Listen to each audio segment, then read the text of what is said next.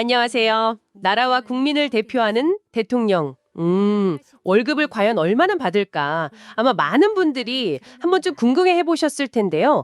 오늘은 바로 그 질문에 답을 찾아보려고 합니다. 2025년 대한민국 대통령의 보수가 단순히 액수가 얼마다 이걸 넘어서요. 어떤 체계로 결정되고 또 어떤 항목들로 구성되는지 그 속을 한번 좀 깊이 들여다볼까 합니다. 이게 숨겨진 비밀이라기보다는 사실 다 투명하게 공개된 정보들이거든요. 그 안에 담긴 의미를 저희와 함께 찾아가 보시죠. 자, 한번 파헤쳐 볼까요? 우선 가장 기본적인 질문부터 시작해야 할 것 같아요. 대통령 월급이요. 그냥 이 정도는 받아야 하지 않나? 이렇게 정해지는 건 아닐 테고요. 어떤 법적인 틀 안에서 결정되는 건가요? 네, 맞습니다. 그 대통령 보수는 추측하거나 협상하는 게 아니고요. 공무원 보수 규정이라는 명확한 법률, 그리고 그 하위 규정들에 딱 근거합니다. 대통령뿐만 아니라 모든 국가 공무원의 보수 기준이 여기서 정해지는 거죠. 여기서 이제 여러분이 주목하셔야 할 첫 번째 포인트가 있는데요. 대통령은 일반 공무원처럼 근속연수에 따라 봉급이 오르는 방식 있잖아요. 그 호봉제가 아니라는 점입니다. 코봉제가 아니다. 그럼 어떤 방식이죠? 바로 연봉제 적용 대상입니다. 근데 그냥 연봉제가 아니고요. 좀 더 구체적으로는 연봉제라고 부릅니다. 대통령, 국무총리 이런 정말 최상위 정무직 공무원에게만 적용되는 약간 독특한 방식인데요. 공무원 보수 규정 안에 보면 별표가 있어요. 거기 고정급적 연봉제 적용 대상 공무원의 연봉표라는 표에 단 하나의 액수로 딱 명시가 되어 있습니다. 이게 이제 최종 법적 근거가 되는 셈이죠. 고정급적이라는 말이 좀 생소하게 들리긴 하네요. 일반적인 연봉제하고는 좀 다른 건가요? 예를 들어 일반 공무원이나 회사원들은 기본급에다가 이런저런 수당 붙는 경우가 많잖아요. 네, 바로 그 지점이 핵심입니다. 이 고정급적 방식이 중요한 이유가 대통령 직무의 특수성을 반영하기 때문이에요. 사실상 24시간 상시 근무나 다름없고 또 업무 범위가 워낙 방대해서요. 일반 공무원처럼 시간의 근무수당이라던가 야간 근무수당 이런 걸 계산하고 적용하기가 현실적으로 좀 어렵습니다. 그래서 대통령의 연봉은 우리가 흔히 아는 직급 보조비, 정액급식비 같은 각종 수당들이 이미 전부 포함된 말 그대로 통합된 금액으로 딱 정해집니다. 직무의 무게, 책임 이런 걸 모두 고려한 총액 보상 개념이다. 이렇게 이해하시면 쉬울 것 같아요. 복잡하게 수당 계산 안 하고 그냥 하나의 고정된 금액으로 단순화시킨 거죠. 아, 그렇군요. 모든 게 포함된 총액 개념이다. 네, 흥미로운 방식이네요. 그럼 제일 궁금한 거, 2025년에 대통령이 받게 될 연봉 정확히 얼마인가요? 그리고 그 액수는 또 어떻게 나온 건가요? 계산 과정 자체는 아주 투명하고 간단합니다. 먼저 바로 전년도 2024년 기준으로 대통령 연봉이 2억 5,493만 3천 원이었어요. 여기에 2025년도 전체 공무원의 보수 인상률을 그대로 곱하면 됩니다. 2025년 인상률이 3%로 결정됐거든요. 참고로 이 3% 인상률은 2017년에 3.5%였는데 그 이후로 8년 만에 가장 높은 수준입니다. 근데 중요한 건 대통령이라고 해서 특별히 더 받거나 덜 받는 게 아니라는 거예요. 모든 공무원에게 적용되는 인상률과 동일하게 적용됩니다. 2024년 연봉 2억 5,400여만 원에 3% 인상? 계산을 해보면 네, 2억 5,493만 3천 원에 1.03을 곱하면 정확히 2억 6,258만 9,090원이 나옵니다.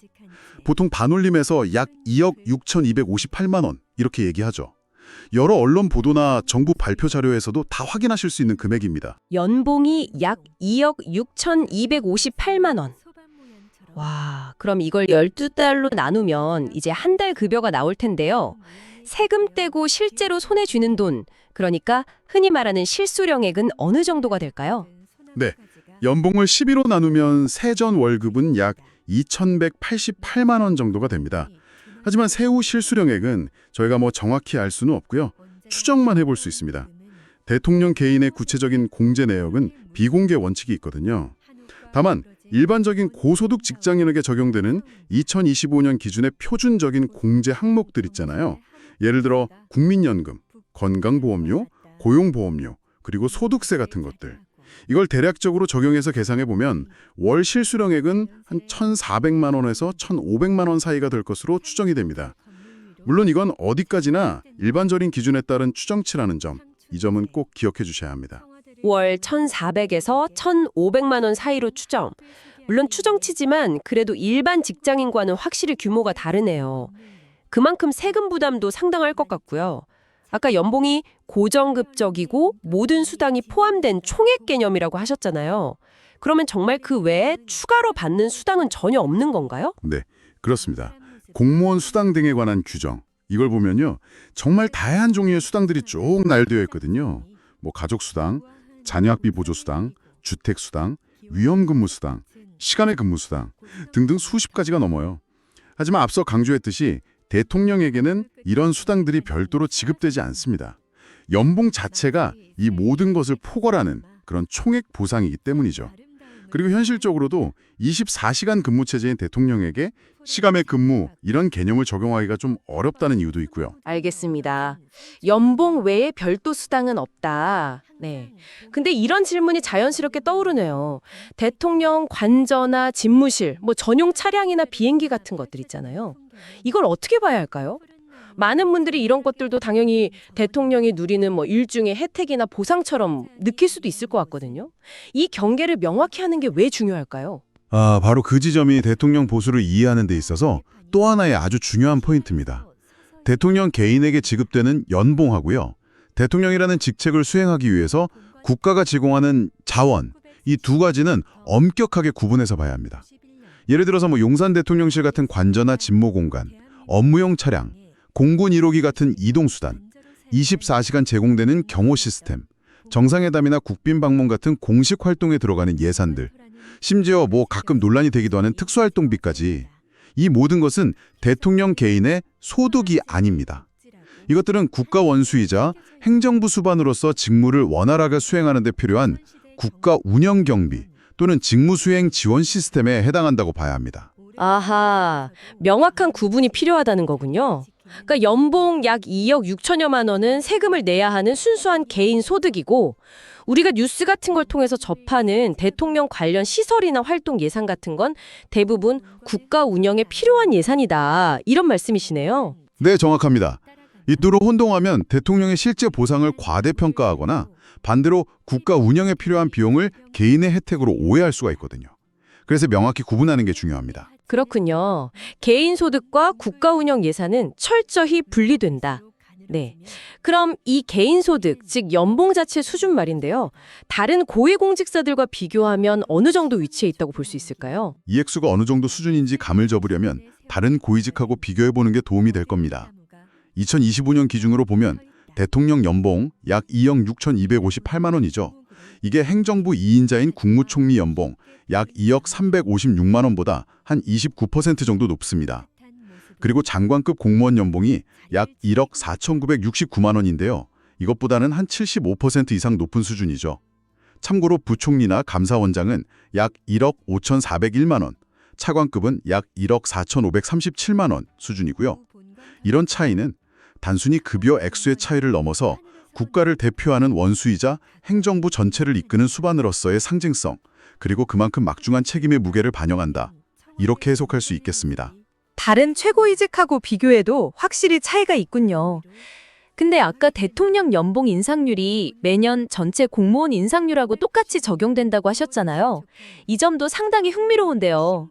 대통령이라는 자리 자체가 갖는 정치적인 무게감을 생각하면 인상률 결정에 어떤 정치적인 입김이 들어갈 수도 있을 것 같은데 실제로는 그렇지 않다는 거군요. 이걸 좀 더 큰 그림에서 보면 바로 그 점이 우리 시스템의 중요한 원칙 중 하나라고 할 수 있습니다. 대통령 연봉 인상률은요, 어떤 정치적 고려나 대통령 개인의 의사와는 전혀 무관하게 결정됩니다. 매년 정부하고 공무원 노조 등이 참여하는 공무원 보수위원회라는 기구가 있어요. 여기서 다음해 전체 공무원의 보수 인상률을 논의하고 권고를 하는데요. 이때 물가 상승률 전망이라던가 경제 성장률 예측, 민간 기업의 임금 수준 같은 다양한 객관적인 지표들을 종합적으로 고려합니다. 이렇게 결정된 인상률이 차관급부터 대통령까지 모든 정무직 공무원에게 동일하게 적용되는 거죠. 2025년에 3%, 2024년에 2.5%처럼요. 최근 몇 년간은 주로 1%에서 3%대 사이에서 결정되어 왔습니다. 이게 왜 중요하냐면 대통령 스스로 자신의 월급을 올린다 이런 식의 비판을 원천적으로 차단하는 효과가 있고요. 또 보수 결정 과정의 공정성이나 예측 가능성을 확보하기 위한 중요한 제도적 장치라고 볼 수 있습니다. 정치적 상황에 따라서 대통령 월급이 막 오르락내리락 하는 걸 방지하는 거죠. 그렇군요. 상당히 체계적으로 관리되고 있다는 그런 인상을 받습니다. 이 시스템은 평상시에는 잘 작동할 것 같은데요. 만약 아주 예외적인 상황, 예를 들어서 대통령이 국회에서 탄핵 소추가 되어서 직무가 정지되는 그런 특수한 상황이 발생하면 그때는 월급이 어떻게 되는 건가요? 이것은 현행 법칙이 좀 흥미로운 지점을 드러내는 질문인데요. 현재 법 규정만 놓고 보면 국회에서 탄핵 소추안이 가결되어서 대통령의 직무가 정지되더라도요. 헌법재판소에서 최종 파면 결정이 내려지기 전까지는 보수가 전액 그대로 지급됩니다. 네, 직무는 정지됐는데도 월급이 계속 나온다고요. 왜 그런 거죠? 법적으로 어떤 근거가 있는 건가요? 대통령이라는 신분 자체의 소멸을 의미하지는 않기 때문입니다. 즉, 헌법재판소의 파면 결정이 내려지기 전까지는 이 대통령이라는 법적인 신분을 유지하고 있다고 보는 거죠. 따라서 그 신분에 따른 보수 지급 근거 역시 유지된다. 이런 해석입니다. 현재 국가공무원법이나 관련 규정에는 이런 특수한 경우에 보수를 삭감하거나 지급을 중지할 수 있는 명확한 법적 근거가 마련되어 있지는 않습니다. 물론 여기서 이제 법과 현실, 특히 국민 정서 사이의 간극이 좀 드러나죠. 법적으로는 신분 유지를 이유로 지급하는 게 맞을 수 있지만 실제 직무를 수행하지 않는 공직자에게 세금으로 월급이 계속 나간다는 것에 대한 사회적인 질문 또 정치적인 부담은 클 수밖에 없거든요. 실제로 이런 법의 공백을 메우기 위해서 과거에 탄핵 소추된 공직자의 보수를 일정 부분 감액하는 내용의 법률 개정안들이 국회에 제출되기도 했습니다. 이건 법제도의 미비점이 현실 상황을 통해서 드러나고 이걸 또 보완하려는 사회적 논의로 이어지는 과정을 보여주는 좋은 사례라고 할 수 있겠습니다. 네, 법과 현실의 상호작용, 그리고 제도의 변화 가능성까지 짚어주셨네요. 자, 오늘 대한민국 대통령의 보수 체계에 대해서 정말 다각도로 깊이 파헤쳐봤습니다. 정리를 좀 해보면요. 2025년 대통령 연봉은 약 2억 6,258만 원, 세전 월급으로는 약 2,188만 원 수준이라는 점, 그리고 이 금액은 단순히 기본급이 아니라 각종 수당이 모두 포함된 고정급적 연봉이라는 독특한 형태라는 것, 이게 핵심이었던 것 같습니다. 네, 또한 연봉 인상률은 어떤 정치적 고려 없이 전체 공무원과 동일하게 객관적인 지표에 따라서 결정된다는 점, 그리고 대통령 개인 소득인 연봉과 직무 수행에 필요한 국가 자원, 예를 들면 관저나 전용기 같은 것들은 명확히 구분되어야 한다는 점도 중요한 포인트였습니다. 탄핵 수추 시 보수 지급 문제처럼 때로는 법 규정과 현실 정치, 또 국민 정서가 상호작용하면서 제도가 계속해서 다듬어져가는 모습도 확인할 수 있었고요. 맞습니다. 대통령의 보수는 단순히 얼마라는 숫자의 문제를 넘어서서 그 금액이 결정되는 법과 제도, 그리고 그 배경에 깔린 원칙과 사회적 인식까지 다 얽혀 있는 아주 복합적인 시스템이라는 생각이 드네요. 그래서 이게 여러분께는 어떤 의미가 있을까요? 오늘 저희가 함께 살펴본 내용들이 대통령이라는 지위가 갖는 상징성과 책임감, 그리고 그에 따르는 보상 체계를 좀 더 입체적으로 이해하시는데 조금이나마 도움이 되셨기를 바랍니다. 마지막으로 이런 질문을 하나 던져봅니다. 대통령에게 적용되는 고정급적 연봉제, 즉 성과나 근무 시간보다는 직책의 무게와 상시적인 책임을 반영해서 모든 보상을 하나로 통합한 급여 체계, 이게 만약 다른 직업군, 예를 들어 여러분의 직업이나 다른 전문직에도 적용된다면 어떨까요? 장점과 단점은 무엇일지, 오늘 나눈 이야기가 여러분 각자의 생각으로 이어지는 작은 계기가 되기를 바랍니다.